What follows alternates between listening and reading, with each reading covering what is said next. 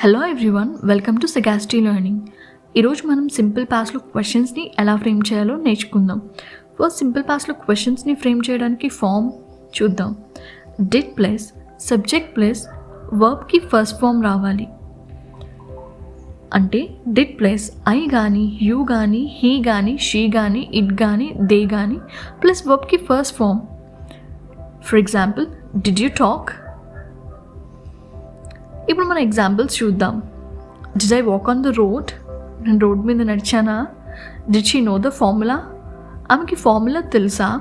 Did you go to market yesterday? నువ్వు నిన్న మార్కెట్కి వెళ్ళావా? Did I sleep well last night? నేను మంచిగా పడుకున్నానా పోయిన రాత్రి? Did they play well? వాళ్ళు బాగా ఆడారా?